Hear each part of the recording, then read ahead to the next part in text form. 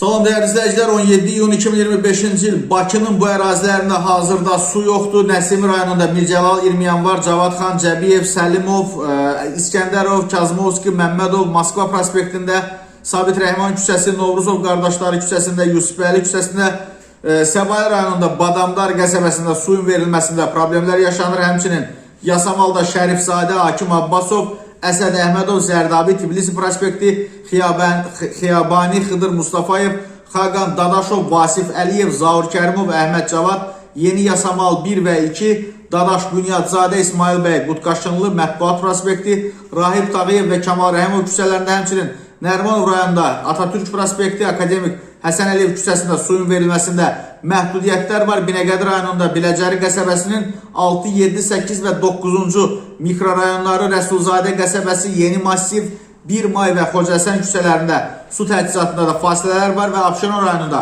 xüsusən Xırdalan şəhərində suyun verilməsi qrafiklə həyata keçirilir və suyun verilmə saatları axşam 06-dan, daha doğrusu səhər 6-dan 10-a qədər, axşam da 6-dan 10-a qədərdir. Digər saatlarda isə suyun verilməsi dayandırılır. Bundan əlavə Qobu qəsəbəsində də su təchizatında fasilələr var. Dəyərli izləyicilər, başqa hansı ərazilərdə su təchizatında problemlər yaşanırsa şərh bölməsinə yaza bilərsiniz.